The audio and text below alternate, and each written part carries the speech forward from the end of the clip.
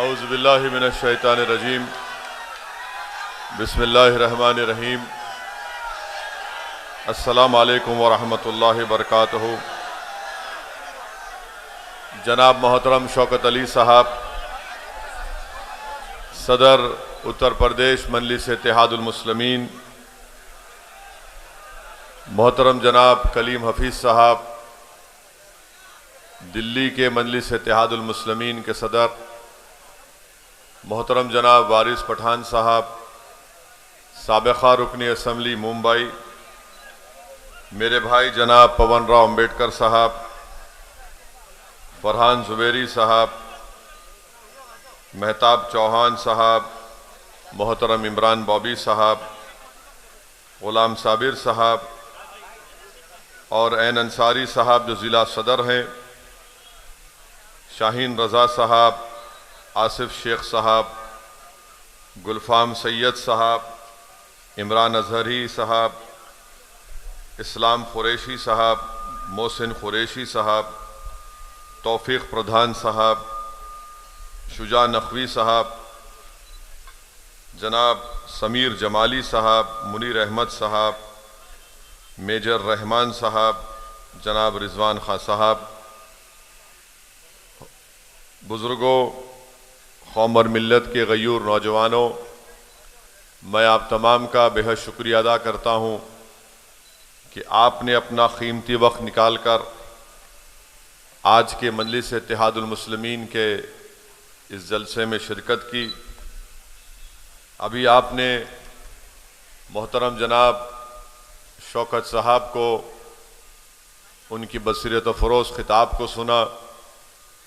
उससे पहले जनाब कलीम हफीज़ साहब और वारिस पठान साहब ने भी आपके दरमियान में आकर अपनी बात को रखा। मेरे अजीज़ दोस्तों और बुज़ुर्गों, मैं आपके सामने सिर्फ यही गुजारिश करने आया हूँ कि भारत के संविधान के तहत हम तमाम को इस बात की इजाज़त दी गई है कि हम अपने पसंद के उम्मीदवार को वोट भी डालें और भारत के संविधान और भारत की लोकशाही और जमहूरियत को मजबूत करने के लिए हमको इस बात की इजाज़त दी गई है कि हम अपनी एक पसंद की सियासी क़यादत को भी बनाएं, हम अपने एक पसंद के नेता को बनाएं और जब आपकी सियासी क़यादत और नेता बनेगा तभी जाकर आप बाबा साहिब अम्बेडकर ने जो संविधान में जिस बात का जिक्र किया, संविधान के प्रेम्बल में, जिसमें लिबर्टी, आज़ादी, इक्वालिटी, मसावात, जस्टिस, इंसाफ, फ्रेटर्निटी, भाईचारगी, ये चारों चीज़ें भारत में अगर अक़लियतों को हासिल करना है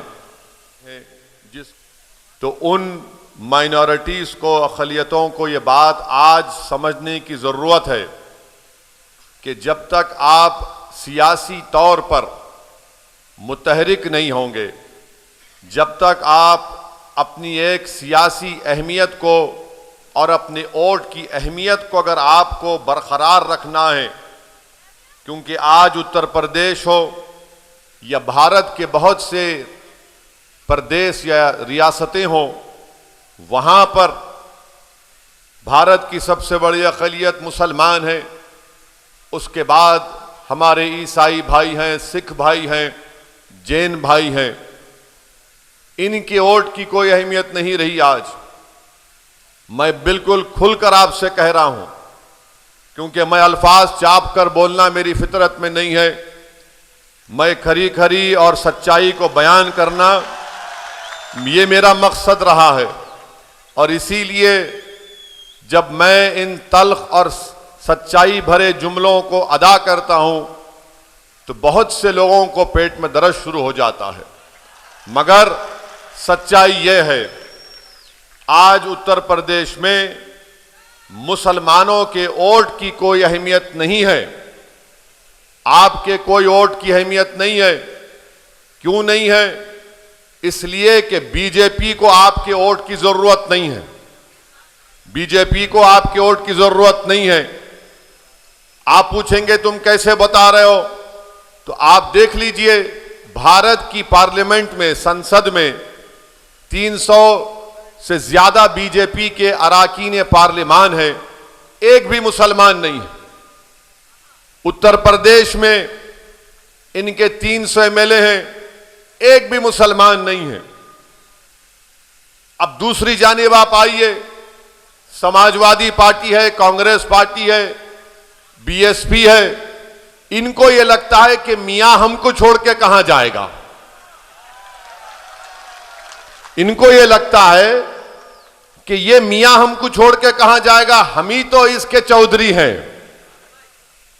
और हम ही तो इसको बचाते हैं, ये हमको छोड़ के कहां जाएगा। तो हुआ क्या कि आप दोनों तरफ से पीछे जा रहे हैं। समाजवादी से पूछिए, कांग्रेस से पूछिए, बीएसपी से पूछिए, वो बोलेगा अरे तुम ठहरो, बाजू ठहरो, फिक्र मत करो। अगर आप बोलेंगे ये मेरा मसाइल है, ये मेरी तकलीफ है, ये मेरे मुझसे नाइंसाफी हो रही है, आप आवाज उठाओ, तो ये पार्टी कहेगी अगर हम तुम्हारे बारे में बोलेंगे तो हमको हिंदू वोट नहीं मिलेगा, इसीलिए आप खामोश बैठ जाओ।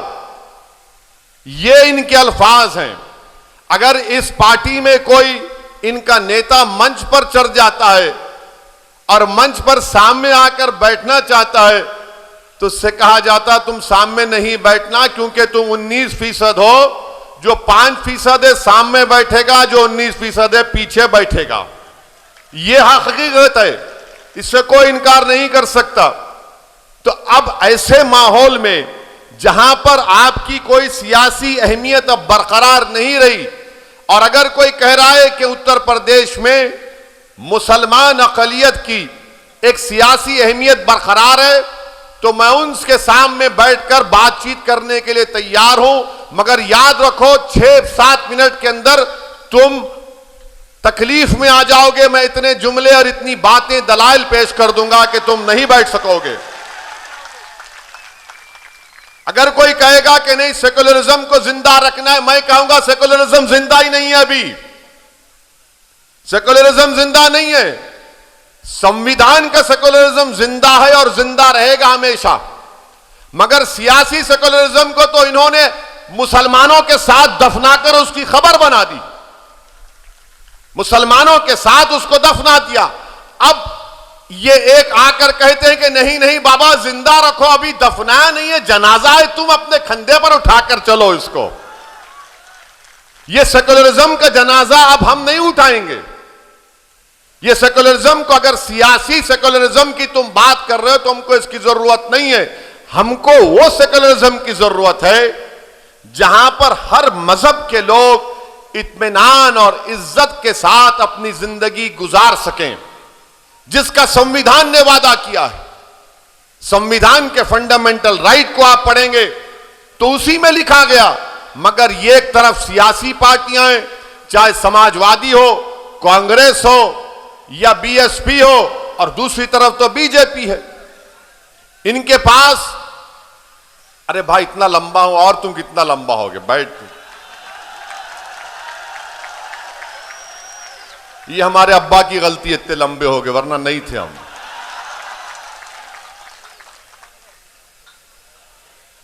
तो मैं आपको बता रहा था कि ये सेकुलरिज्म के नाम पर आपके पास आते हैं। अच्छा, अब समाजवादी पार्टी क्या कर रही है? जहां कहीं शाम में मुस्लिम इलाकों में मैं सुना मुशायरा कर रहे हैं, हर जगह मुशायरा होता है, शायर आकर कलाम पढ़ता है, गंगा जमनी तहजीब, सेकुलरिज्म जिंदाबाद। अब बेचारा मुसलमान, अरे देखो कितना अच्छा बोला, मगर जब मुसलमान मुशायरे के बाहर निकलता है, अपने घर को जाता है, तो रास्ते में कोई उसको गाली देता है, ए मुल्ला कहां जा रहा है। उसको जब पता चलता कि यार ये तो मुशायरा था, शायर ने तो शेर कहकर दाद हासिल कर ली, मगर मुझे तो रोज ये अल्फाज और अशार सुनना पड़ते हैं, मुल्ला ये मुल्ला वो। मेरे अजीज दोस्तों और बुजुर्गों, यही तल हकीकत है, इसको आपको समझने की जरूरत है।